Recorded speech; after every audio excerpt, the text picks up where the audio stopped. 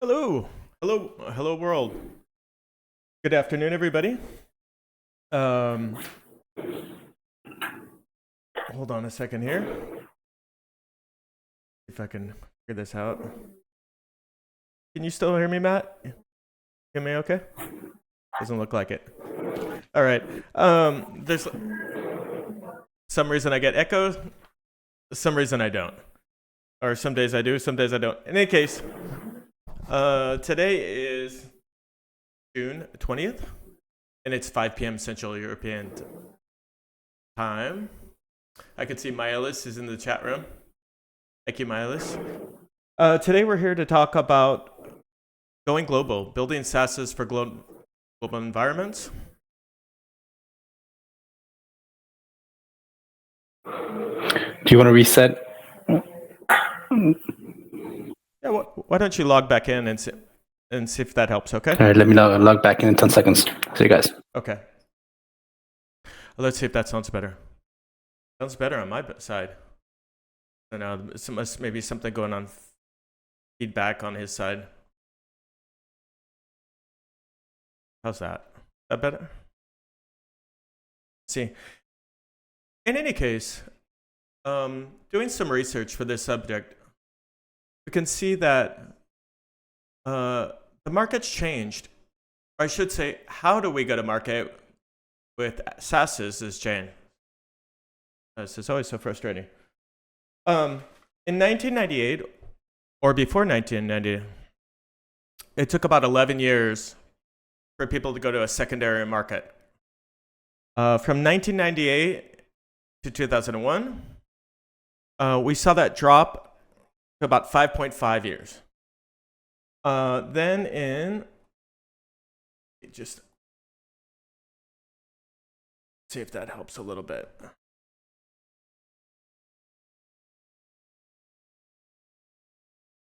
Then from 2002 to 2005, dropped again to 4.1 years. Then 2006 to 2011, the most recent numbers I was able to find, 3.4 years. So increasingly, companies are building, or SaaSes are building to go to market internationally earlier than ever. Investors want it, helps their valuations. There's lots of reasons to do this. Of course, you can potentially reduce costs, drive new revenue streams. You know, the list of reasons to do this going on. But for some companies, this is very challenging. Most companies, this is very challenging. So our guest today, let me bring him in here. Matt, thank you for joining us. Hey, thanks everyone. Thanks for having me. Our guest today has helped companies do this and also helped companies reach larger customers as well. And we're going to just talk about kind of this challenge, what this is, and some of the best practices and how to go about this. Matt, maybe we should start by just giving a brief introduction about yourself. Yeah, definitely. So hi everyone, my name is Matt Rauscher. I'm to give you a little bit of my career arc, my job has always been to help startups go global. I started as a consultant and pre-sales engineer. I became I became the head of business development in the US for a previous startup that was purchased by private equity. Then I became a consultant and I helped European firms going global and launching the US specifically. And today I'm organizing something called Paris Tech Week, which is a forum to help any tech company meet on the week of September 18th in Paris. Everybody can organize events, and it's just like Fashion Week for tech, a great forum to help startups meet customers, grow their reach at a low cost, and learn from each other. And once again, this is my obsession, but go global as quickly as possible. Everybody can organize events. One of the things, I have a 10-year career, so I don't have a huge career, but I have seen some trends. And I think one of the trends I've seen in the past few years, and I think particularly now that funding is drying up, is that a lot of European startups are going back to their home market. And I go back to my career and I go back to, this is why we're talking today. I think it's a terrible mistake. I think there's some markets where you can stay global if you work in healthcare, if you work, anything that's around the legal, around compliance, and then it can make sense to do a French-only startup because you will have no competition. But anytime you're ambitious, you have to go global. And my whole hypothesis is the earlier you go global, the higher chance of success, and also the easier it is to raise yourself to the benchmark to the place you need to be to sell global and to sell in the US specifically. When we talk global in technology, we mean the US, let's be honest. Yeah, I think for most companies, it is the U.S. Um, there's a few specific exceptions, but you're absolutely right on that. Um, one of the things we're talking about was just so just to let you know, Matt and I had a conversation on this previously in the week. So we've kind of talked about this, and I did some research on my own as well. But one of the things we talked about earlier on the thing was just um, English, how important English is, and the velocity of ideas. Yeah, What's your experience on that? absolutely. So if we speak, I mean, I think now that it's time of crisis, we're setting up Paris Tech Week. There's B2B Rocks coming on the 19th. There's France Digital Day coming. So Paris is going to be, for that week of the 18th, a huge place for startups to meet. I think we can take it. We're now at the end of a cycle, which has been free money, for startups. As soon as you have an idea that kind of gets some traction, you can raise money on it. We're seeing a bubble in AI too, where we're going to have lots of money raised for lots of companies with traction, even if they have huge churn rates. But I think it's important to take the opportunity of discussing where the European tech market is. There's a new revolution coming up, which is AI, and I think once again Europe missed it.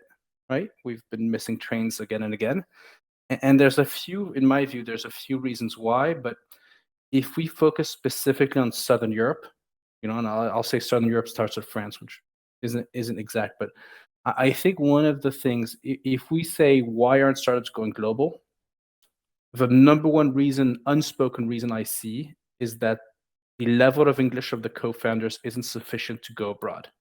On paper, everybody speaks English, but speaking English, as in I watched Friends on Netflix, and going to see a foreigner, getting out of your home market, talking to convincing, right? Convincing isn't the same as talking. You're not just giving information, you're trying to move the needle. That's something very complicated. So if let's go back to the title, how do you think global on day one? One of the things one of the ways I vet companies I work with is I always check if one of the co-founders speaks great English. And if not, Okay. one of my recommendations is within the first 5 employees, take somebody who only speaks English but doesn't speak your mother tongue. If you're a French company and you take an American who lives in Paris but doesn't speak French that well, you will force everybody in the DNA of the company to start documenting in English, communicating on Slack in English, getting the English ready, right? Opening yourself to a more global focus. Same for Germans. I've met a few companies in Munich where they had exactly that. Their VCs pressured them to get non-German speakers to force everybody to go to English. That's interesting. And one of the ways you can see this is the countries that have the European countries that have the most unicorns per capita, Sweden, Denmark, UK, Israel, if you consider Israel as part of Greater Europe. Yeah, fair enough. They play the euro. These are all countries where the level of English is incredibly high, and I think one of the biggest barriers we have is English. Once again, my recommendation: you want to talk about English. You need co-founders that speak English. If they don't, recommendation number one: get a coach. I know you talked about this when we discussed off the record, but I think coaches that help French founders and European founders learn to go from speaking English to convincing in English, right? Which is, once again, not the same thing. Yeah. And my second recommendation is take non-native speakers, because if not, when you go abroad, you'll go to Belgium and Switzerland and Luxembourg, but you'll never go. You'll have your DNA will be in French, and that's going to be a mold that's going to be very hard to break out of. Sorry, I just want to point out to people out there who don't speak English as a native language or near native language level, you don't need to be masterful at speaking English to be an effective communicator or to effectively communicate or to convince people. Um, there's lots of people who are really good communicators and really convincing in English, and their English is middling. So that it doesn't need to be perfect English. You just need to be at ease with English because you'll be speaking it quite a bit.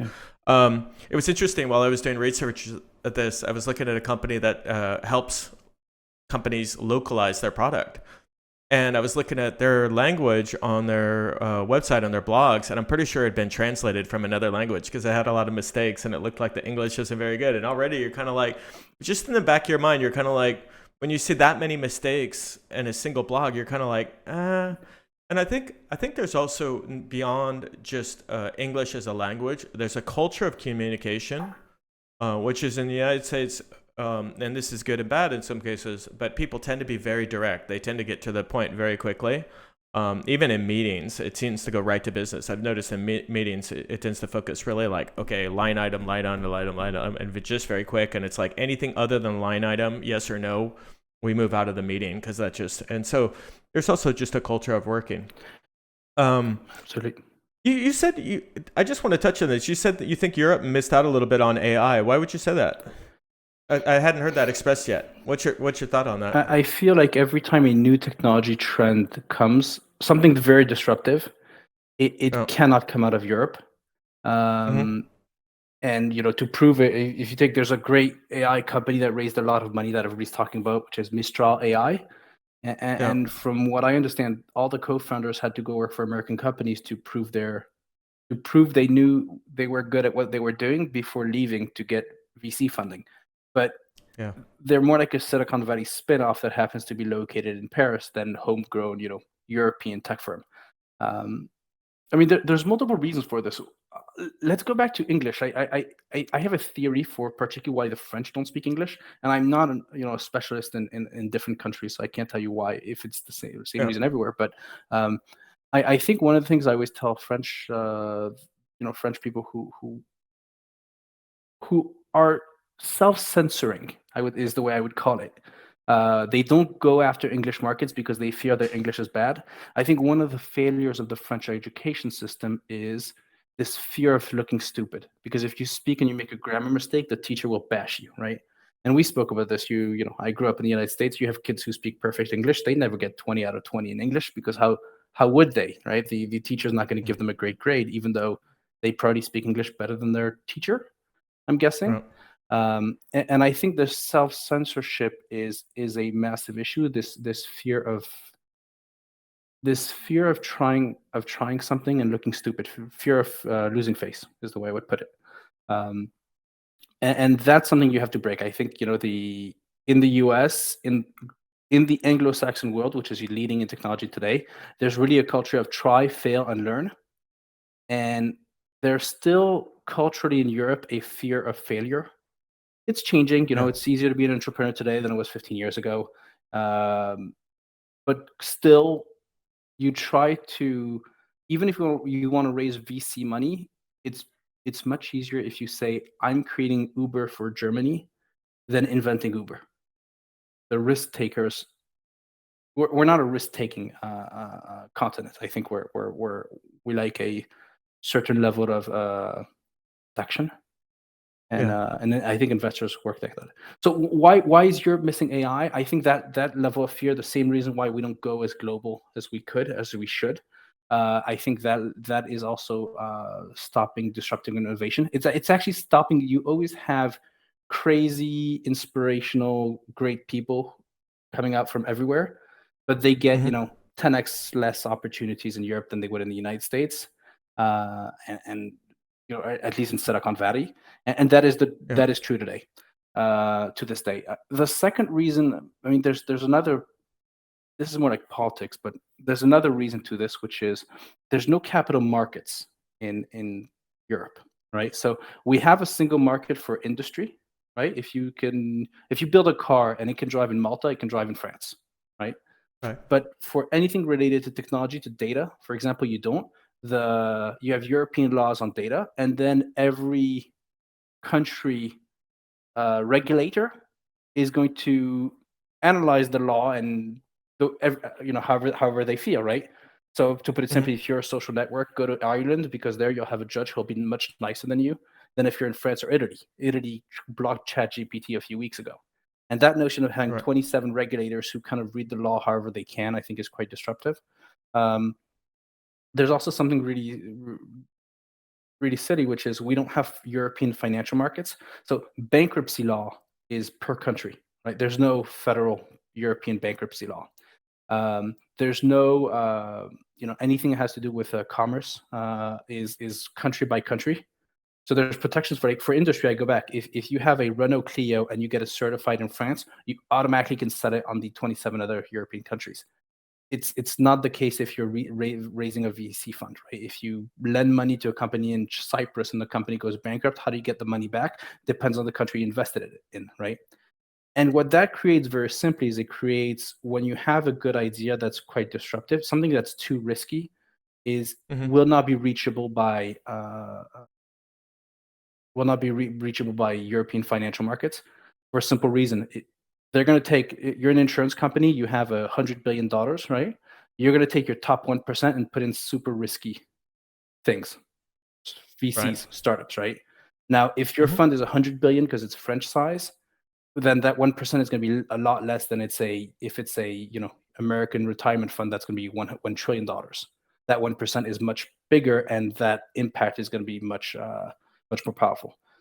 So I think those are two reasons. There's culturally, the startups, I think, are censoring themselves. We talk about the English, but we can overall, we're very centric. When you live in France, you live in an island that's very centric. The successful countries are often the countries that are so small that they don't have a home market.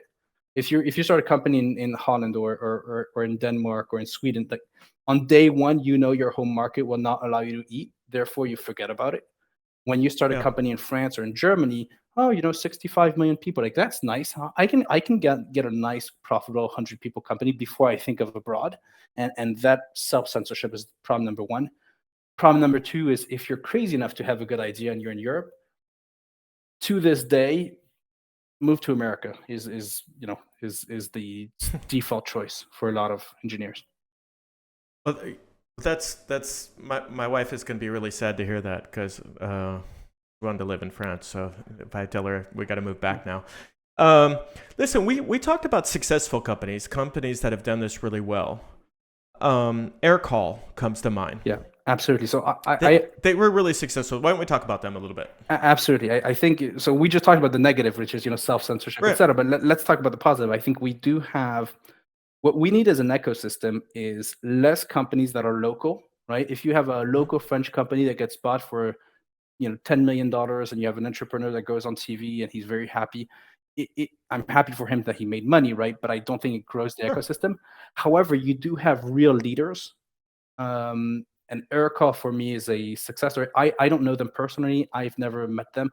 I actually know them by sight because I shared a co-working when they arrived in New York originally. But if you look at the Aircall story, it's really a story of, it's a Paris idea with Paris entrepreneurs out of a Paris studio called eFounders. Um, Hmm. on day one, they realized that this idea of, let's take the phone and make it virtual, put on the internet, um, Hmm. was really big. They didn't even incorporate in France. They incorporated in the United States. On day one, they decided, we need to go to America. It's the only place we can succeed. Very quickly, they try to go Y Combinator. They try to find their first angel investors. Their first $5,000 check was um, an American. They then went to do, I think, 500 startups because YC didn't take them, so they went to do 500 startups. But they very, very quickly, not on day one, but almost on day one, right, when their MRR was ridiculously low, they went to the United States. It allowed them to do two things. It grew their customer base because the market is just so much bigger than Europe. Once again, like, you do one landing page for one marketing message, that same landing page can get you 10 times more people who will pay on average twice as much. It's really, really easy. Uh, it's as difficult to be successful in France as it is to be successful in the US, but the success is much more profitable. Uh, but I think fundamentally, it wired them as a culture. It created a company culture that was, I want to call it, Silicon Valley. Just like in industry, you have Deutsche Qualität. You do have this notion of the Silicon Valley Mystique, I guess, ethos or and culture. just the quality of the software. It's so Yeah. easy. If you open Aircall and you're 10 years old, you can use it, right? And that is fundamentally what Silicon Valley is. We take out the complexity.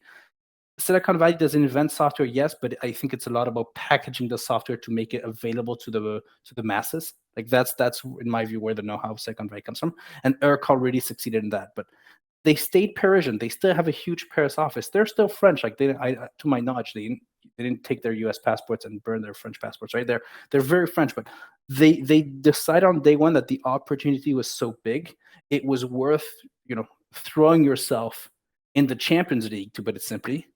And it's an Mhm. analogy I use all the time. I always tell my customers, like, is it going to be hard? Yes. Can you get your ass kicked? Yes. But as a football player, when you go from League One to playing the Champions League, even if that first year you lose 3-0 and you get humiliated, it will make you better both for the Champions League but also for League One. Anything you Yeah. learn when you go into this the red ocean of Silicon Valley, when you bring it back, it will make you strong on your home market. It's really interesting. Last year, I was speaking at one of the co-founders. I forget the name. It's a data company out of Belgium, and very early on, he went to the United States. So the two founders, one stayed in Belgium and one went to the United States, and their product mix wasn't figured out when he went to the United States. But he said speaking with prospects in the United States helped them figure out their product mix. And it took him really about 2 years to get his feet in the United States and really figure that out. But he said it helped the development of their product. And then as they started getting customers in the United States, big industrial customers, because what they were doing was big data on the back end and helping people. Colibra, Okay, excuse me, that was the name of absolutely. the company, Colibra. You've heard of them? I've I heard of them. forget. I was thinking them or Celigent, which is another company I know Yeah. from Belgium. So so Colibra. So it was really important. And then as they started lining up big customers in the US, then when they came back to Europe, they could point to their big US customers who were less adverse to taking risks with them and could see the value of working with them. And the Europeans started lining up and they started getting a lot more traction in their home country of Belgium. So Absolutely. the first thing they started out was as a Belgian company was focusing on Benelux and France. And then from there, their secondary market became the U.S., but that was really early on, and their product set wasn't even that mature. They hadn't even set everything in stone yet, and built that out while they were there. Absolutely. On, It makes on sense. the products side, you touched on something. You said that Silicon Valley products or products from that environment tend to be really easy to use. Is that cultural? We were talking about English. We were talking about risk adversity. Is there a lack of appreciation for marketing, for product marketing still in Europe? Or is it, in your opinion, I just don't think it's quite at that level. I see your point. Or is it a lack of means? Or do you think it's maybe multifaceted, the issues here? So, sorry, let me collect my thoughts. What I Okay. would say is a product is the full experience every single time a customer or user touches your company, it's part of the product. Right? So the That's how I define it. Every interaction with your every organization, interaction, product, people, exactly. processes, what have The you. Apple Store is part of the product, right? Yeah. And what makes a good product? So the first thing is I'm seeing in Europe a lot of product managers, and then the marketing team is more junior. You can see this by Hmm. salaries, right? You're going to pay marketing manager is going to make half the salary, or 40% less than a product manager, which doesn't really make sense, right? Because they're the extension of the same of the same function, which is how your customer interacts with you and your values, and are they reaching the value you promised in your value proposition as quickly as possible, and are they getting the most value out of your product? That's the first thing. I think first of all that notion, the product is every interaction. That's something very important. The second thing, and I go back. Let me take a standard, French tech company from I'm gonna say 2012. I think lots of things are changing. Some things aren't, but I don't want to make I want to take examples that are too modern. But one of the things that the French companies do, because they feel on this island called France and they don't go global on day one, at least the ones that make this mistake. They're going to take an ICB. For example, I'm going to help CAC 40 companies in the industrial sector. And when you do that, you're going to work with, Schneider Electric, you're going to work with Total, and these are like two completely very, very different companies. So your value propositions, which is what problem do you solve, is very large because you're going to go to companies that have very, very different problems and priorities. Different problems, priorities, cultures, absolutely. Exactly. One of the advantages of the US market, we go back, we should have a single market in Europe. We don't. We should have a single market for venture funding. We should have a single market for banking, right? Why does Revolut needs to go to all the neobanks, European neobanks kind of spun out because they couldn't sell as many products as they wanted, because you can't sell that many. You can't sell products like life insurance, across the continent, all those type of problems. What that causes is when you go to Silicon Valley, you pick one problem. That one problem is going to be very niche, right? Maybe it's going to say, let's say 1% of all industry groups have that business problems. But because that 1% is for all 50 states, you will have that MVP will have a big enough market for you to thrive, to grow on, and then to use to go to your next market. Right. So if you think the way you need to think of your ICP is who has my problem, and the answer, if you're in France, is if I help industrial groups who are have at least 5,000 employees, you have 5 potential customers. But if you take Europe, you have, it just size matters. Size matters, and once you have the size of a small business problem, but with enough of a market to be able to make money, to thrive, and to grow on, then you're able to create very, very simple solutions. Then you're able to throw out all the complexity to go straight to the point. And I think that really is one of the keys of success that I've seen in the past, which is your market. If you need to, Silicon Valley companies focus really, really hard on the problem because the market is wide enough for them to succeed with a really small business problem. In Europe, if you stay in if you stay within not 27 countries, because I think most of the small countries have understood that they need to go global. But let's talk just about Italy, France, Germany, Spain. These are countries where companies are going to have a tendency of focusing on their potential buyers. There's not that many of them, and therefore they're going to lose focus on the business problem, and you're going to find solutions that are bloated with features that are absolutely useless, that aren't that well designed, because it's kind of like the Grand Canyon. Every time you go see a customer, he asks for 3 new features, and you stack the features on top of each other. So the quality of products of Silicon Valley, in my view, is there's a culture. Yes, California has a culture for entertainment, for design, for innovation, sure, but so do we in France and Italy, right? I think the fundamental difference, in my view, is the size of the market that allows you to really focus on what matters, and be able to go look at a lot of potential customers and tell them, like, this is the problem I fix. If you don't have that problem, you're not meant to be a customer, and that's okay. Yeah. On some ways, when I look at the SaaS market, like, this culture has spread around the world, in the last 30 years. And so we see this now in India. There's hotbeds, you talked about Israel earlier, there's hotbeds of startups all around the world. And that's really exciting. And in many ways, this problem solving culture has grown around the world too. And so people are all reading the same books and what have you. And so this velocity of ideas is increasing, and then people locally are looking at local problems and figuring out how to do this. But at the same time, I realize when I lived in California near Silicon Valley, and then I moved to Austin, Texas, which was supposed to be the next tech hotbed many years ago.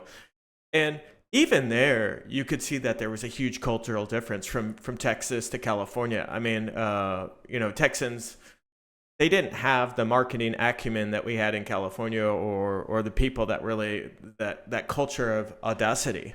So I'm excited that that's going around the world, but it sounds like there's still some structural blocks there as well. Yeah. I want to go back to something you talked about. You talked about people. So we talked about a lot of these companies have a founder or several founders go over to the US, at least one founder.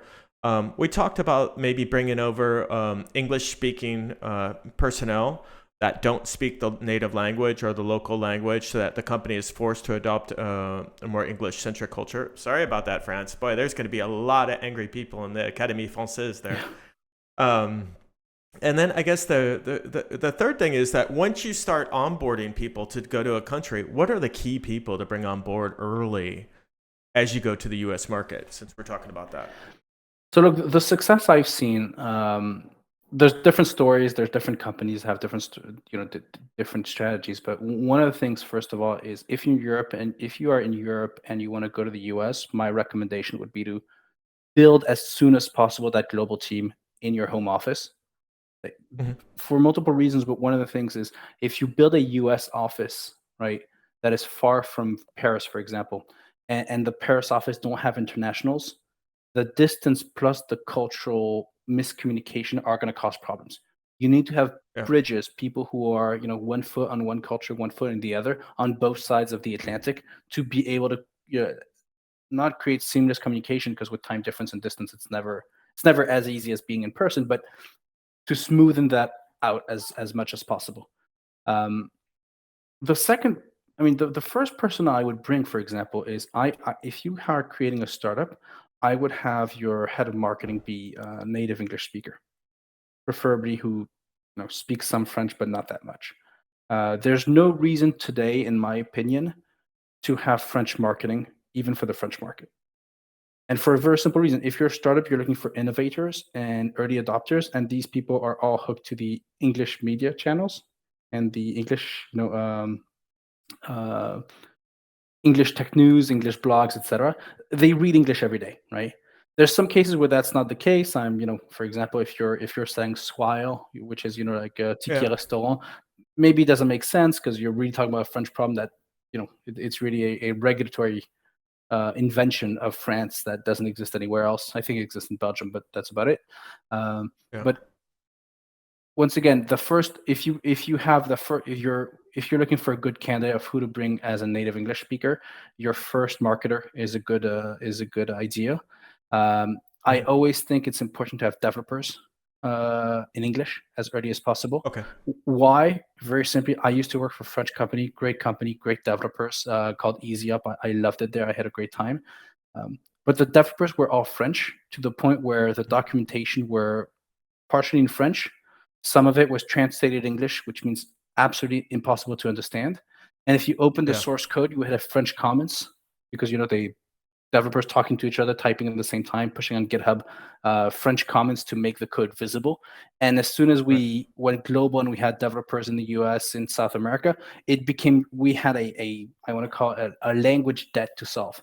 So having somebody on your tech side, somebody on your marketing side, and one of your people able to speak English, or at least to sell English, that can be your French co-founder getting some coaching.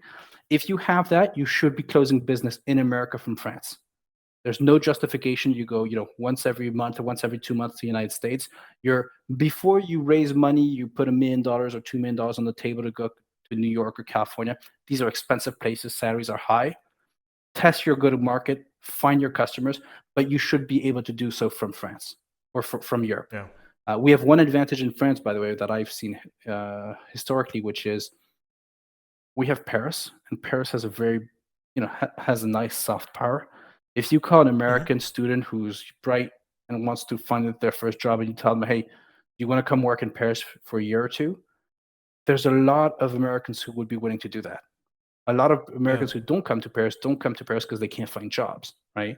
But Yeah. that's a competitive advantage. It's really silly, but there's a lot of 25, 30-year-old Americans who kind of take it as a gap year, but for you, allow you to have exceptional staff, great studies, without having to pay the American salaries that you would have if you were to hire that same person in New York.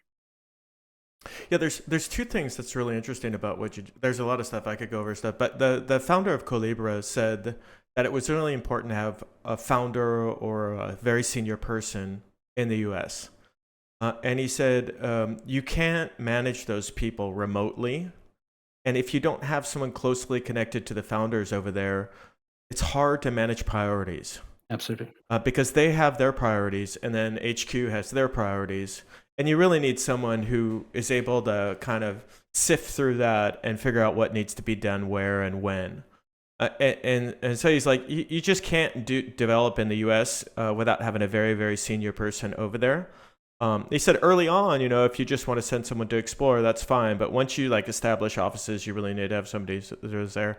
And I was thinking about your thoughts on bringing over marketing talent. Yeah, I've always thought like I know French Tech has a program where you can get visas. Yeah. So it's pretty easy for tech workers to get visas in France and come over here, especially if they have a job lined up and they have a skill that's lacking in the market Mm-hmm. here.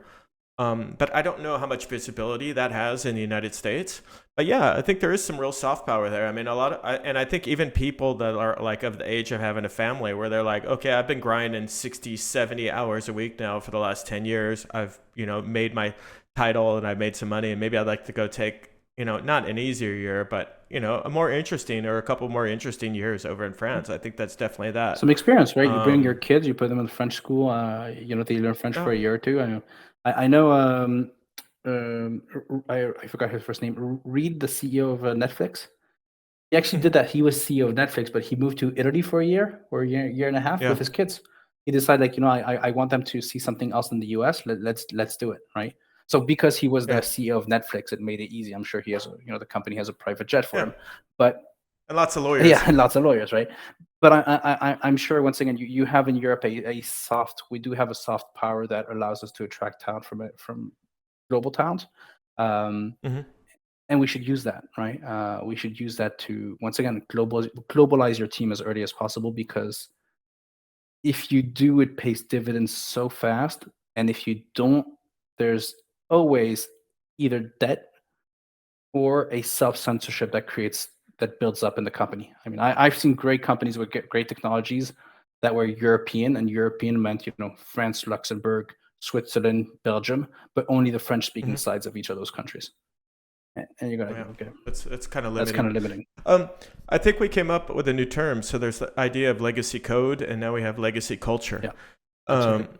it's kind of interesting concept. Absolutely. And I think it's the biggest issue I've seen for B2B SaaS companies I've worked with. Right. It's very hard if let me put it this way. We talked when we talked off the record, we talked you gave this image of a big fish in a small pond, right? Hmm. It's really easy to be the coolest kid on the block, right? If you're in a small pond, and if once you're comfortable, you're profitable, you're growing, there's magazines, journalists are calling you, maybe even VCs are tapping at your door saying, I'm going to drop that to go abroad and maybe fail is really difficult. Hmm. You have reached a certain comfort zone, and that comfort zone is it's at every level, right? It's for the co-founders. Are they willing to look stupid, right? You have a go-to-market that works. You're growing, maybe not as fast as you thought you would, but things are okay. You have a great excuse with the economic crisis. You can say, hey, I can't raise money, therefore I can't go abroad. Fantastic excuse. Um, but even all the way down, like you have employees who are working French every single day. Then you're going to go to them and say, okay, from now on, no more English at the office. We only speak English. Like you can Yeah. say that if there's three of us and we have a fourth person who comes from abroad, right? But if there's 300 people who are speaking French every single day everywhere, and then you bring the American, I've I've seen that. I've seen companies by the hire two late Americans who would come and stay 6 months and leave because they would miss like 2/3 of the conversations on Slack. They would anything that would any event that was out of the company but organized by employees were organized in French, and they kind of felt isolated within the company because of that language barrier. So yeah, I think there's a culture that builds up very fast, and in my opinion, something that is very much and culture is what drives startups to grow. The US have understood that very early. I think in Europe we're starting to, but it's actually quite new. I'm starting to hear about culture, but once again, we don't understand how important it is, and putting global within that culture, like saying we're a global company, we have to live, breathe, and think like a global company is critical, in my opinion, to being successful. Because if not, there's breaking the shell or breaking that is very expensive. It means a lot of pain. It means some people who won't be happy who are going to resign, some people who won't be happy, therefore they won't be pulling or rowing the right in the same direction because they were very Hmm. happy with how things were and they don't understand why we should change. So I go back, why is this called think global from day one? My whole thesis and every experience I've seen is if you think global on day one and you on day one decide not just to prospect on your home market, but to try to experiment abroad, not just to hire people from your business school, your engineering school, but also hire foreigners and people with different profiles from different places in the world. The earlier you do this, the easier it is, and the more profitable your company will be. Well, I think there's a second or another aspect to this, not a second one, but there's the technical aspect to this, which is we've seen in the last few years, increasingly SaaSes are using other SaaSes to build up their business. So for either putting in place services or processes or a different functionality, what have you. So there's the billing aspect. So now you can, a few lines of code, set up billing international anywhere in the world. And definitely, setting up billing for the dollar, all these systems do that. So you plug in your billing solution and you can bill in any and respect local tax regulations and whatever locally, because you should know the United States, yes, it's one big market. It's a federal market, but there are local state tax legislation which may differ depending on state or even sometimes occasionally county or city level in the case of California and certain things like that. So what used to be a big mess for billing is now, have you seen that be an issue? Do you agree with that? Yeah, I think the barriers. I've heard. Let me go back to when I started working. 2012, 2010, 2010. I'm old. When I started working, I used to hear a lot of. To put it simply, my first company I helped found the U.S. and the way it worked is we took parachutes and we jumped out the airplane and saw what would happen. And some of the people I spoke with who were in France, some of my colleagues, and who were working in different companies in tech, were telling me like it's really difficult to go abroad. Like once again, you have the bidding, you have to find lawyers, you have to find contracts, you have to put it simply, the barriers of entry are huge. And what we've seen with Stripe and all the different tools, we're talking about bidding, but we can even talk about edge computing, which means that today, if you run your servers on AWS Europe, you get some American customers, you just spin up some servers on US East Coast and they don't have any lag. Like there's all the technical barriers of entry to going global have dropped. And yet there's no global consumer tech company coming out of Europe, right? Not yet, at least. There's no gigantic, B2B SaaS. If you take the B2B SaaS, the biggest companies by revenue in France, the top 10, there's 10 American companies, right? And I go back to, I think it's because, in my view, you can be American-centric, you can even be Europe-centric, but the same way it would make no sense to create a company in Massachusetts and only focus on Massachusetts customers in tech, it makes no sense to create a company in France. You have to be global from day one, or else you're limiting your ambition on day one. I did something really bad. Someone asked a question in the Twitch chat, and I forgot about their question. So let me ask their question really quickly. Question from Clement. Thank you, Clement. Is it better to validate your MVP in France, identify the ICP, and then go to the US? Or do you think you should just go to the US directly? So you have multiple ways. I think if you want to go to the US without an MVP, the best way to do it, in my view, is that's where the incubators come in, right? I'm thinking Y Combinator, 500 startups. These are people who are going to give you the money and the guidance to be able to build your MVP for that global or that Silicon Valley, but which becomes global audience very quickly. So if you are pre-product or pre-product market fit, the incubators are there for this, and they will pay you to be able so that you can live, because to put it simply, America is a very expensive place to live in, and to be able to not only be there but also tap in the ecosystem even if you don't have a network. Once that's said, if you have a product, if I take a back of table envelope, if you want to launch the US, you can get some VC funding. In France, you can have BPI France, or I'm sure every country has these. Wallonie in Belgium has an export administration that funds this, but you can get some funding different places. But to go to America, it will cost you $2 million back of envelope, right? $2 million over 2 years, and then you can start being profitable. And either you keep growing and you raise money, or you're break even profitable, and then the US are really going to pay dividends. If you're able to close US business from France, it will cost you $200K. So it's 10 times less.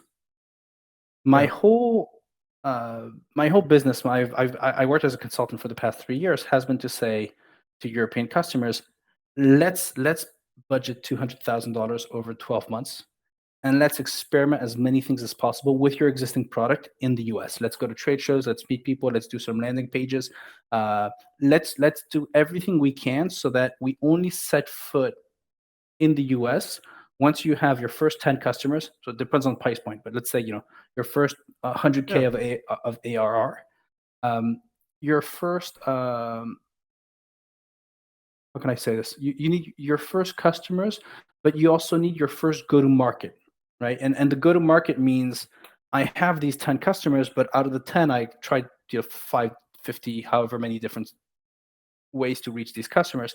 And I have like one or two hypotheses that are really strong, one or two ways that I know, or I think you never know, but you're you believe will work, and you have some data to back it up. And that will allow you, for example, if you say, here's the two trade shows that work, and here's my technology partner that's going to get me, to $2 million in the next 6 months. That's amazing. It allows you when you go to the US to really have everything you need to grow. Um, but you can. There's nothing. Once again, you should be able to reach 100K. You should be able to sign your partnerships, find your go-to-market motion. What I call the sales machine is another other term I hear quite a bit.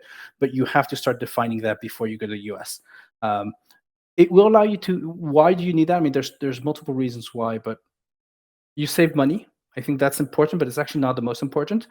The second reason why you need to go as far, sell as much as possible from home before you go abroad, at least before you go to the US, is the US is a very, very competitive labor market. So the way you have to see it is if you're a European company and you come to America, by definition, anybody who accepts to work with you will have two profiles. Either they will be French Americans, therefore people who are, established in America, but have enough of, the what I want to call the culture glasses, understand Yeah. French enough and the French culture enough to see your potential, or you will have American employees who can't get hired at American companies. And it's great to have that French American because sometimes you need these people to help you. Once again, there's a whole set in New York, for example, of French Americans who do consulting. I was one of them who do consulting to help do that sales motion and bring the company here in the US. It's quite useful. But the American employees you will hire are awful by definition because no American would want to work for a European startup. It's There's half the money as in American companies. There's twice the risk. There's the distance. There's the cultural distance. Like, for all these Yeah. issues, it's complicated. As soon as you already have customers, you have success stories, you have go to market, then you can start getting great American employees because Yeah. American sales love money and they smell money. And if you can show, look, I just made 100 grand ARR from France, they're gonna say, okay, from New York, I should be able to make 1 million. Let's go. Yeah, I think the other thing too is just the work culture is so different and the risk culture is so different. I mean, if you're an American worker, if you're an employee or you're on salary somewhere, if you're a salesperson and you're like those sales are dropping and you're like it's a bad product fit, it's a bad product marketing fit, something like that, or the company isn't mature or there's management issues, whatever the case is, you're out of Yeah. there. If you got a good track record and a good resume, CV for that's better. But they don't waste any time leaving, especially like maybe junior people they'll stay on for a little bit, but senior people, no, they're definitely going to be going on their way out. And I also see a lot of people these for lack of a better term, these second tier people you're talking about who will soak French companies Absolutely. in the sense that they will bill out and they're like, yeah, you want to pay me 10,000 a month? And then it's so hard to manage people at distance. You really have to do a good job and make sure that you're managing them and getting your money's worth. Otherwise, they're happy to bill you and and they'll just wait for the next French company to come along and they'll blame it on Yeah, you. absolutely. Though I once had somebody compare it to all the young men and women who go to Hollywood to try to become an actor, and you have like a whole ecosystem of fake agents who just prey on their money. Give me money and I'll get you the right castings, right? And then they suck people dry, and Yeah. I think there is a bit of that. Yeah, there is some of that. Once again, Clint, yeah. hold on. I'm sorry. I didn't mean to cut you off. No, Continue. I was just going to finish with this. You always have to keep in mind that the best salespeople all have a point in common, which is they sell the best products, right? So you have, as an entrepreneur, to front load the risk as much as possible to prove Mhm. that your product is great. You have to prove that your product is great to get the great salespeople, to get the great marketers, right? And Yeah. today, there's no reason not to do it from France. You don't need to sell $10 million per year. But if you get, a nice few logos, hey, we're in France, I'm flying, once every 6 weeks, we signed Disney, we signed Coca-Cola, like nice logos, good ARR, good success stories, and a beginning of traction, that's that's going to allow you to hire, that's going to allow you to convince, people who maybe already have senior positions, but already are able to accept the sacrifice of working for a smaller company in order to get part of the upside. Clement came back with another question. He said he just wanted to confirm this: 100K of ARR and 10 customers, and those are good signals. You Yeah. validated your The MVP. numbers depend. It depends Yeah. on your price point, right? I have some Yeah. customers who sell 100K per year ARR and others who Yeah. sell, $30 per month. Um, so the way I would put it is you need to be able to prove that if I put $2 in marketing, I get 50 cents in ARR. That's the approximate $2 for 50 cents. If better, even better. But if you have Yeah. that and you're able to say, when I do an ad, there's a conversion, and here's the different steps, and here's the time it takes to sell, and here's the amount of ARR we get in the end, that allows you to show that you've done your homework, that there's some data points to prove every different step. And of course, things improve over time, right? But you need to have a funnel that has been proven a few times. So if you're selling big contracts, 10 deals may be enough, right? You say, look, I have Mhm. 10 deals, 100K ARR, and I already have 50 others in the pipe, and I know statistically that 10 of them are going to close, right? That's fantastic.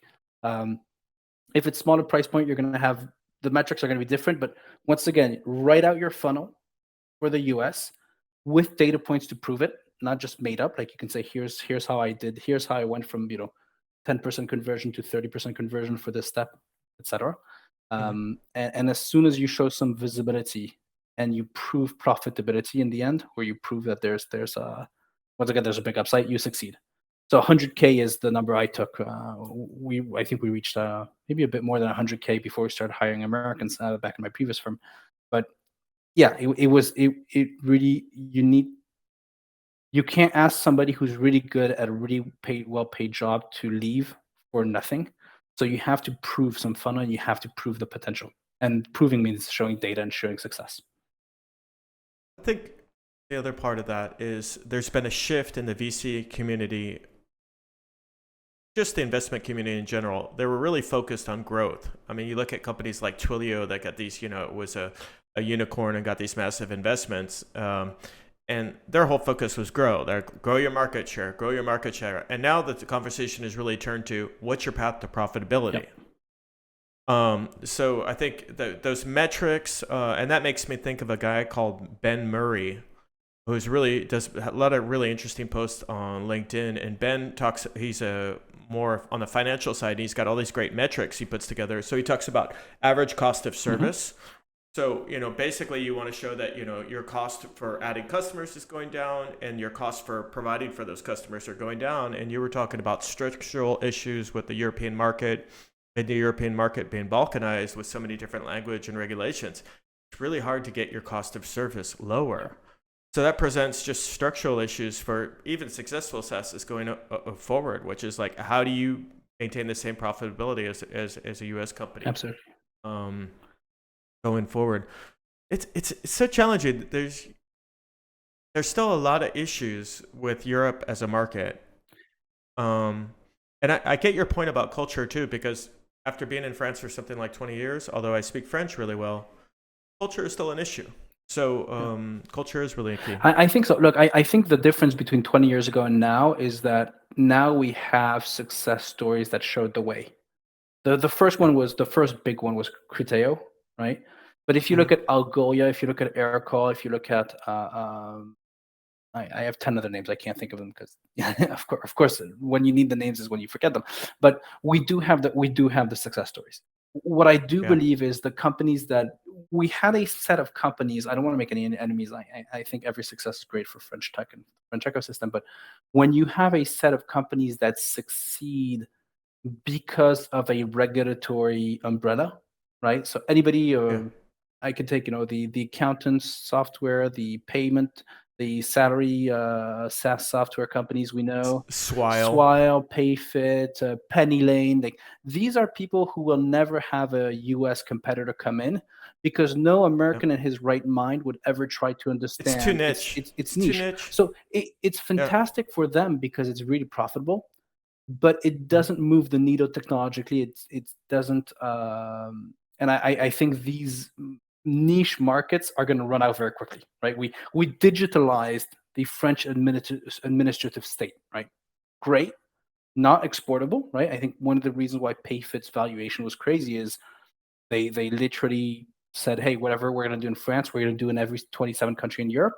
And of course, it didn't work that way because every country in Europe had an equivalent of Payfit, right? So Yeah. you can't the to succeed in technology, you have to standardize and scale. And by going regulatory, you both become profitable faster because you have a regulatory umbrella.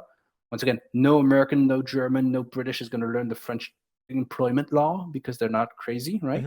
Mhm. But it's also going to be the barrier, the ceiling that you're going to hit quite quickly, in my opinion. But also in a way it cascades down in the sense that if you have these niche solutions, for example, like Swile. Okay, so you're a French company, you sign up for Swile or you use Payfit or something like that. Assuming that that niche solution is more costly because their cost of service is higher than a global solution, a standardized solution for a bigger market. That makes just the cost of doing business across all businesses higher. So it creates structural issues just for the whole European economy and for the all the different countries who are part of Europe. So I think those are issues No, too. definitely.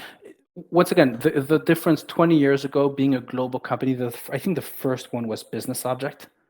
It was the first company. Yep. I'm not sure if they did an IPO, but they got bought by SAP. This is Bernard Liotto, who Mhm. is now the head of Balderton Capital. But I mean, there were one examples every 10 years, and now you have one example every year. And once again, Aircall, Agoya, who else? Who else am I thinking of? Once again, I have lots of other names. I can't think of them right now, but we have examples, we have success stories, and we also have another example in my view, which is like there's two countries I look at, which I find interesting, which is Israel and Sweden, right? Tiny countries that have enormous ratios when you look at unicorn per capita. Uh, Yeah, outsized. exactly, Just and huge. the way they do it is, how can I put this? I'm not sure Israelis are, more intelligent than Germans or French, right? I'm pretty sure they're not. Uh, I do believe that, or same for the Swedes, right? But they have understood globalization. They go global from day one. Their market is the world, and therefore you can find a very niche problem. For example, air call, which was originally how to get the phone on the web, right? How to make phone calls from your browsers, right? When they started in 2014, 2015, how many people wanted to have their phone on their browser? Not that many people, right? This was not a big Mm. problem for a lot of people. But for the few people who had, by going global, by going American, they had a total, they had a market size that was already sufficient for them to, grow 25% per month, month on month, every month for 3, 4 years until they reach their 100 million ARR and wherever they are right now. So I think that's really the way I see it. If you To build great products, you have to be focused, and the only way to focus on a problem on a persona is to go global so that you can have that market size sufficient enough to be able to build something great. I just want to juxtapose this conversation with a conversation I had with, I think it was the CMO of HubSpot or European CMO of HubSpot. So she was talking about, I can't remember if that was the person. I may be wrong there. But I was talking with a senior person at HubSpot about when they decided to go Mhm. international. And so their used company, I think they're out of San Francisco originally. Um, they did all their marketing in English, and of course they built a WordPress plugin, and so they went through kind of the integration strategy as well. And then their marketing and product marketing was just excellent. Yeah, They started getting calls from Europeans saying, "We want to buy this. When will you sell this to us locally?" absolutely. So you talk about product fit and go to market strategy. When you have your prospects start calling you, that's when you know you've smashed it from a marketing standpoint. And I mean, that's what a great situation. And A product market I fit. just think that idea of building out your product fit, building out your product marketing, building your MVP, building your ICP, doing these things, getting some success, and then building a content funnel so that people can learn about what you do and understand it and what problems you solve, and then go, oh man, I absolutely need this thing. That's just so Absolutely. powerful. If you think so, HubSpot I think is 2007, 2008. It's right around Yeah. the Obama campaign. That's how I place it. Maybe I'm off by a few years for the when they started, but I believe I became a customer. 2010, probably the first year I worked, we became a HubSpot customer. What's interesting with the HubSpot story, there's another one I think I'm thinking of, which is Qualtrics. I think Qualtrics allows you to do surveys, and they hit something like 10 million ARR, and they did 30% of the revenue in Europe before they ever hired anybody in Europe, and they're in Denver, Mm-hmm. right? So when we go back to going global, when you have your first step, when you're building out your startup, you're looking for early adopters. Early adopters speak English. Don't focus on French marketing unless you have a reason. Once again, unless you're called Alain and then you're a French insurance company and you need to sell. Yeah, But there's a reason. if you have a global product, if you have a product that solves global problems, do your marketing in Exactly. English. And Europeans will You're a call. niche. You're a niche. And Okay. Europeans will call.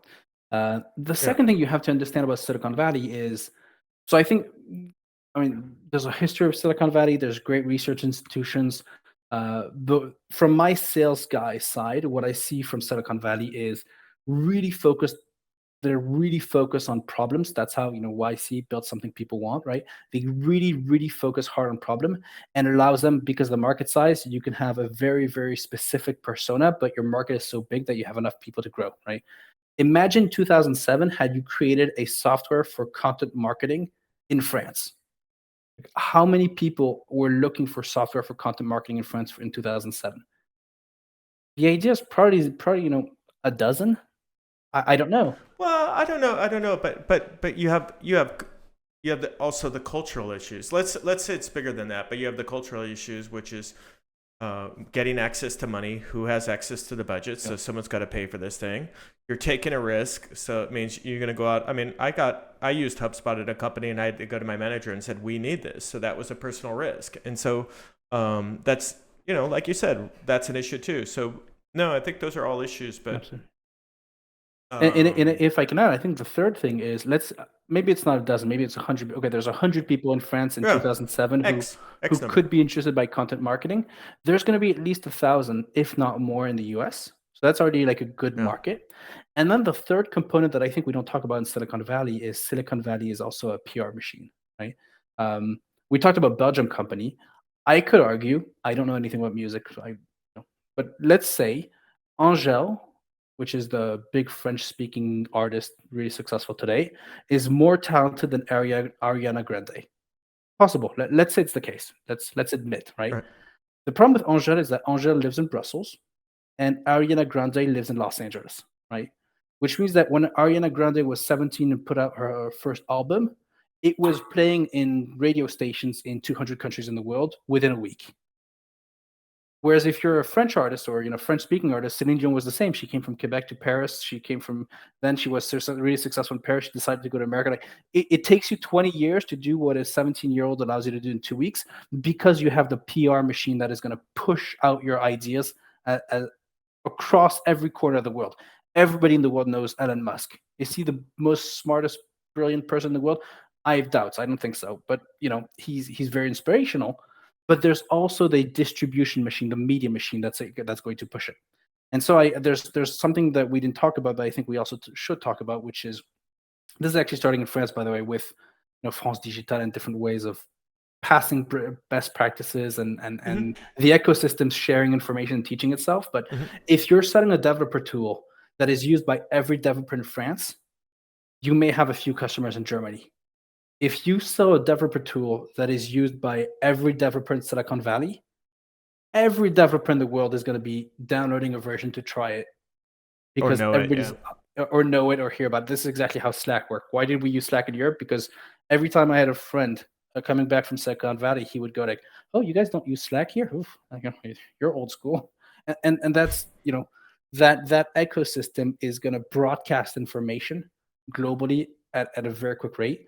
Um, if you build your English marketing and you get picked up by American media, by American, you know, um, American journalists, but I'm thinking also opinion leaders. So sometimes you have like a database expert in the valley who's going to tweet, "Oh, this looks interesting," and then you have a million downloads.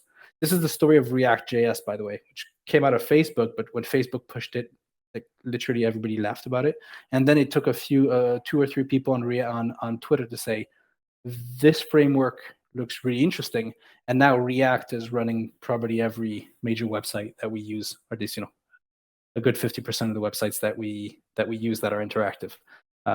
So by marketing in English, you're also tapping that broadcast ecosystem. And if you do get picked up, and if there is a product market fit, it's going to really help you.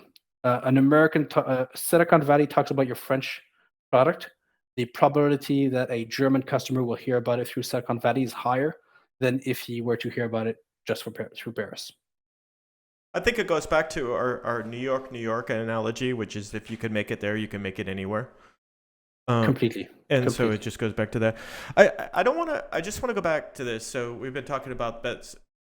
The good parts about Europe that there's a lot of really creative, really talented people here, especially research, ecology, energy, all these different things. There's tons of universities. So there's all kinds of gray matter coming out of Europe. There's all kinds of innovation. But one of the issues is that as the companies tend to get bigger, they tend to get bought out by American companies. The ecosystem has grown. These companies are getting bigger and more companies, as Matt has said, have been successful in the United States. Question is how do you keep that cross fertilization going, and what things need to be done to continue to make sure that these successes keep growing in their frequency, in their quantity, in their probability, and all those different aspects. I think one of the things you talked about, Matt, I thought was really interesting is the role of marketing shows in the U.S. and how different that is from Europe. Yeah, absolutely. We can talk about that very quickly. One of the things there's lots of cultural differences between the let's say you want to go to the US. So actually, let me take a step back. I think one of the issues we have in Europe is companies aren't global enough. They're not global enough quickly enough, which means because of that, they're not going to be global enough in the end, right? They don't have the size, etc. Every time a company gets bought up by an American company, I think that's really healthy. Puts money back in the ecosystem. Let's talk about what's doing great. We have examples of companies that are truly going global very quickly, which we did not have 15 years ago, 20 years ago. And I feel like the more time passes, the more companies I see having this playbook of I may be European in my DNA, but I'm quickly going global to be European at the beginning, but global, as soon as possible. So we have success stories. We have more money than before.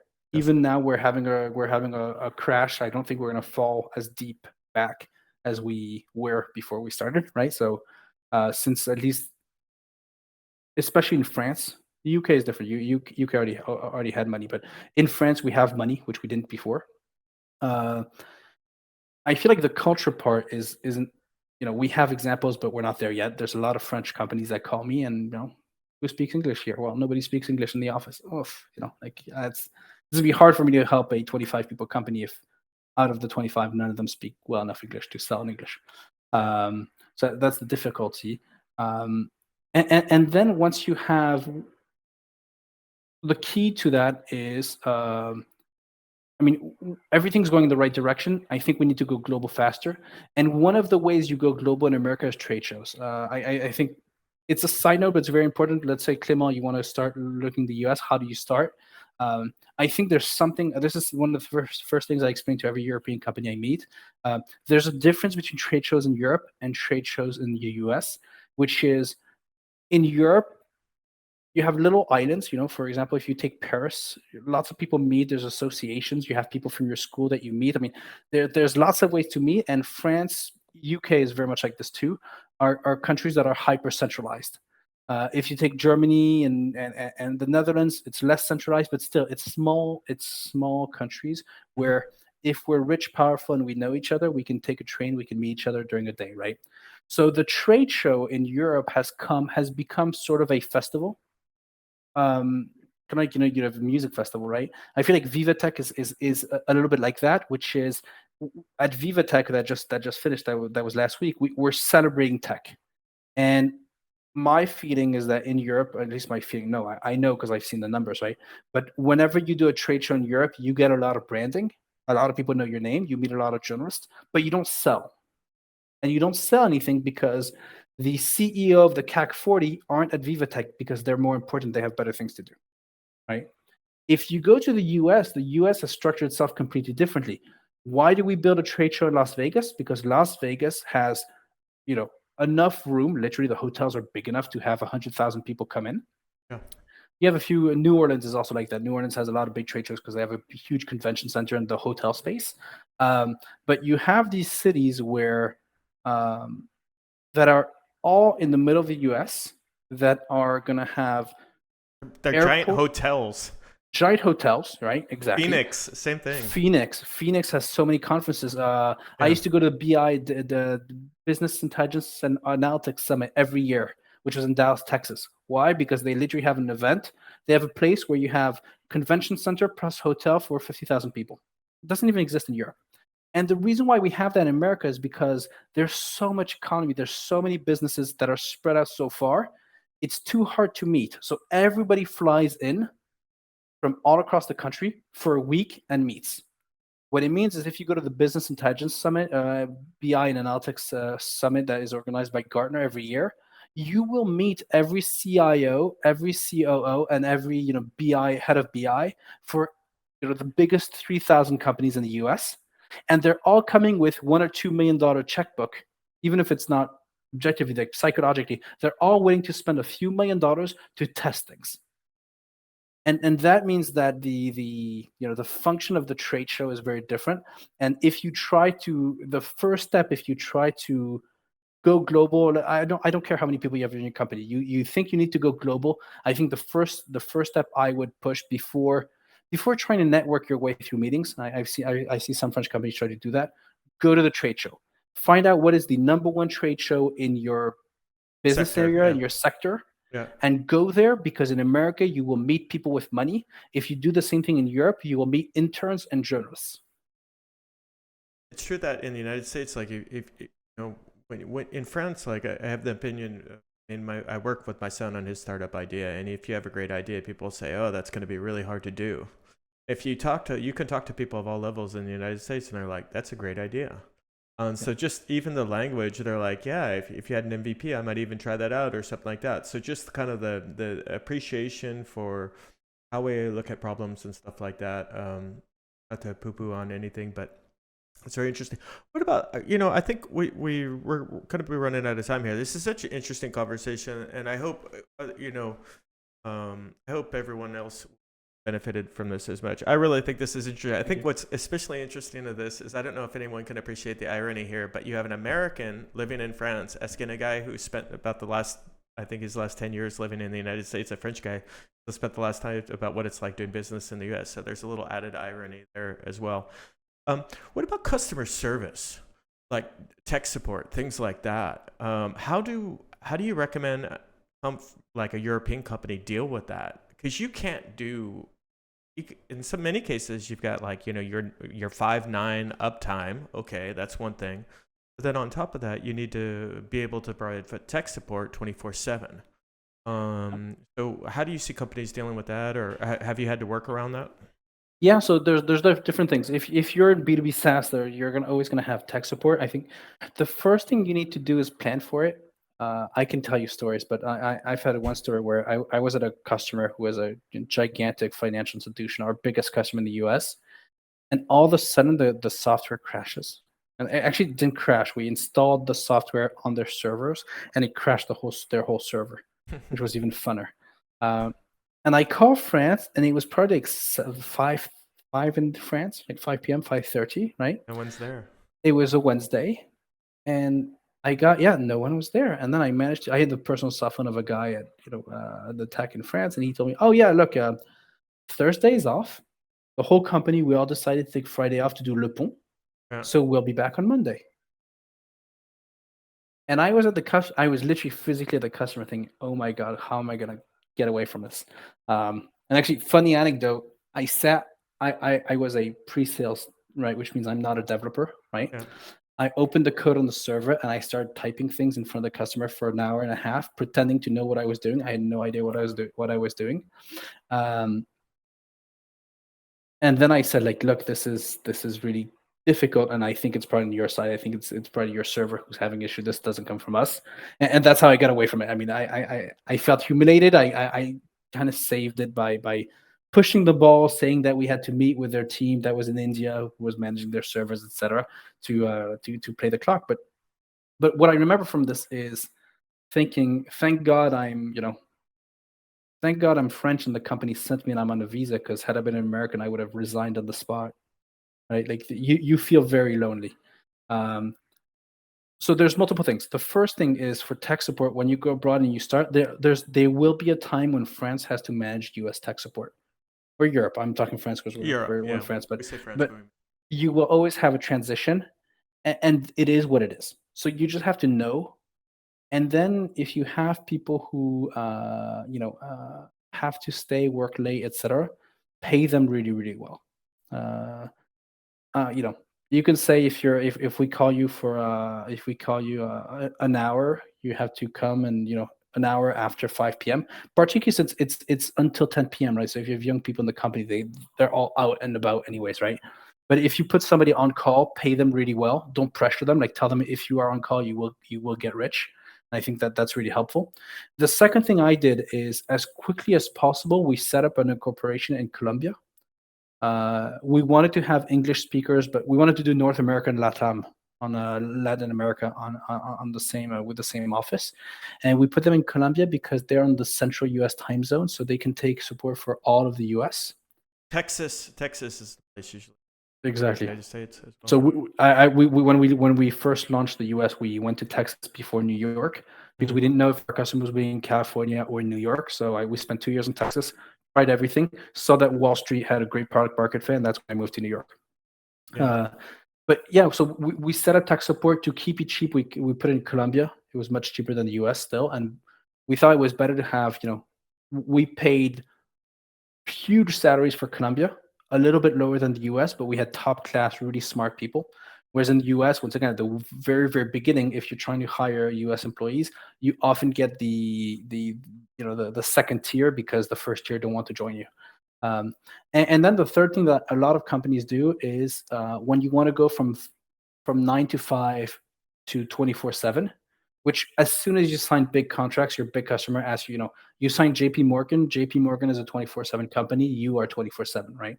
Right. 5 nines and 24/7. So 5 nines is they want 99.999% uptime, and you're penalized on your contract if you're underneath that. So some services are organized like that, and 27. Exactly, and the way companies get away from that is, the way that you solve it is, you set up a corporation often in Singapore, and you pay 1 or 2 employees in Singapore to do tech support and also do sales. And I've seen a lot of European companies or even American companies where when you start Singapore to sell to Asia, it's actually not a sales operations at the beginning. It's a support to get that 24/7. Because if you get, Paris, CET, Central European time, Central US time, and Singapore, you have you can do around the world 24/7 support. And it's a good excuse. Once again, you will get 24/7 as soon as you get enterprise contracts. So normally when you get those big contracts, you have enough money to set up Singapore. They kind of come at the same time. But our first customers, when they asked us for 24/7, we said, upon signature of the contract, 24/7 support will be set up within 30 days. Yeah.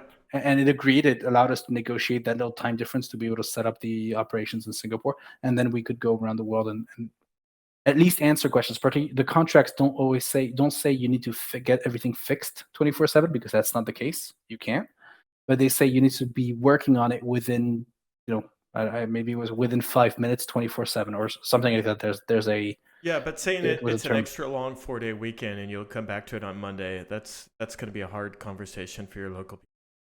But that's a hard, absolutely. And one of the ways you get around that for Europe is you get multiple European countries, because the days don't overlap. And I think in France we have a vacation. Vacations are really strict.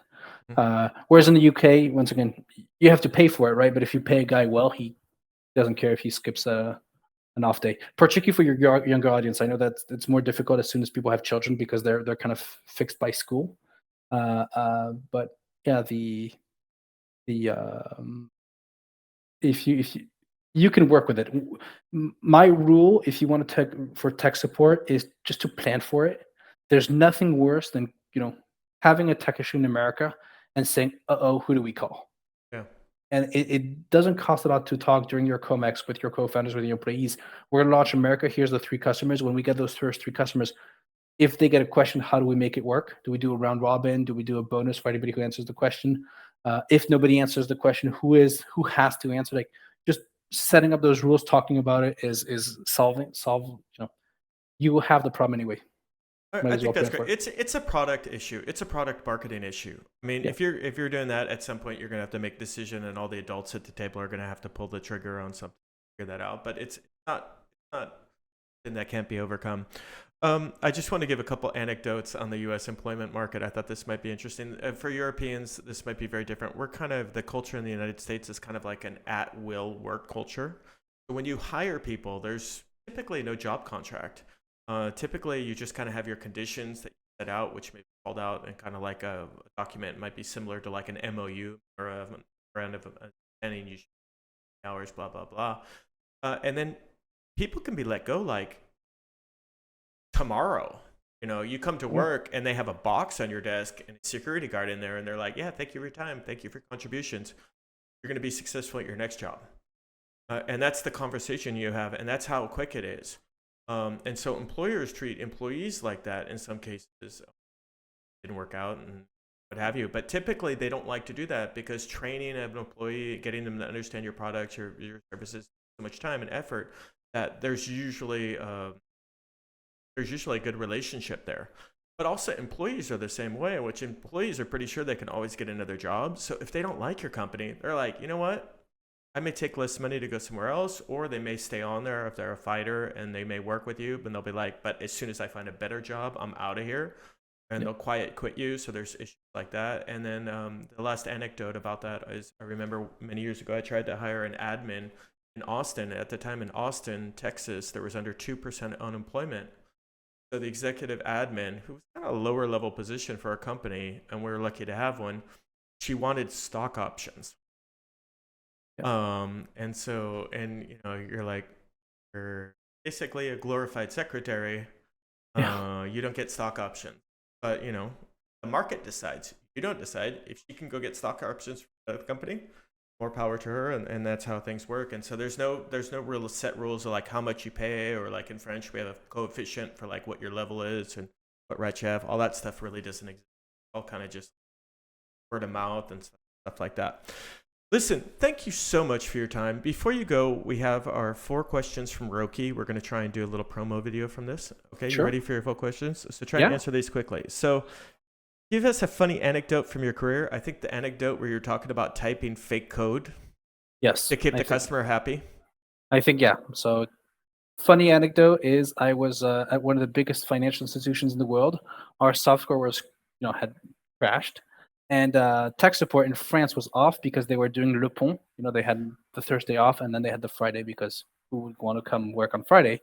And I was stuck because France would only come back to the office on Monday. It was Wednesday afternoon in New York, and the server was crashing. I was randomly at the customer site that day.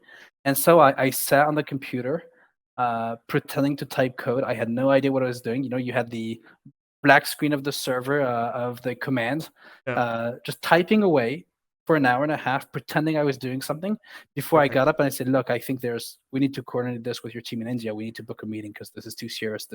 I'm not sure it comes from our side. I think it comes from your side, but we need to have a meeting, call the expert. And Great that's anecdote. how I got away from it. What would you like to improve in our industry? What's something you'd really like to see improve in our industry? So my obsession, my thesis has always been, from my first experience, and also because I grew up in multiple cultures. I'm French, but I grew up abroad. Uh, I always thought that going global would make you stronger, and the earlier you go global, the better. So how do we make our industry better? How to make European tech better? In my view, would be to have much more trans-European companies and much more global companies. And this starts, in my opinion, from day one. Fits perfectly with today's show. What does SaaS mean to you? Give me 3 words that say what SaaS means to you. Oh, SaaS. So for me, I love SaaS because SaaS for me means win-win, right? You don't buy a product and then not use it, can it, or hate it, right? SaaS really is, because particularly if you pay month on month, the you will actually pay more money to the vendor, but only if you use it and only if you're satisfied. And that is a very healthy cycle that I really appreciate. Um, SaaS is also the ability of, something I find quite impressive, of getting some of the most powerful tools in the world online on my computer in a matter of seconds. Yeah. I think that freedom is really incredible. I do remember the times when we had not only CDs, but when you would get a CD for a piece of software that was too powerful to run on your computer, therefore you had to buy a new graphics card for your computer and you had to change it. Like I'm old enough to remember those days, and SaaS really is freedom from distribution issues. Listen, let's not talk about age here, okay? Let's avoid that That's, subject. that's All right, last thing. What's your favorite rock song? So my favorite rock song is not just a rock song; it's a version of a rock song. Hotel California Uh, by the Eagles. There's a version that was taped at MTV Live in 1994, and I know so because the title says MTV Live 1994. And you can find on, if you type Hotel California on Spotify or iTunes, often the live version comes before the studio version. mhm. But that live version has to be, the probably the rock song I listen to at least once a day because it just gets The me in the summum. zone. That's great. Exactly. Are you going to be at B2B Rocks in September? Absolutely. All right. Absolutely. So we'll see you at Station F. I'm sure you'll be giving a really interesting talk or talks on September 19th. Matt, thank you so much. I hope we'll have you back on because I really enjoyed this conversation. I still have a lot more questions to ask, and we got sidetracked on a few subjects, but it was really interesting. Thank you so much. Oh, let's do this again soon. Thank you so much for having me. Thanks, Okay, everyone. bye-bye. Have a good day. Bye. Well, that was certainly interesting. Yeah, really interesting guy. Just a shout out, Clement, the guy on here in the chat room. He put, I'm kind of curious what Clement's working on because he seemed really serious about going to the U.S. I'm gonna go find this guy. His last name's up in there. I won't say it on the last name's up there in the chat box. So I'm gonna go find him on LinkedIn and see what I can figure out what he's working on. Listen, thank you everybody. Again, next week we're going to be talking about SaaS and integration-led growth, which is kind of a cousin to partner-led growth. Everybody's looking for ideas. How do they grow their SaaS faster? We're going to have Alex Delive, CEO of Collect, on here. I'm really looking forward to this conversation and hearing what he has to say. Hope you all be there and have a great day. Bye-bye.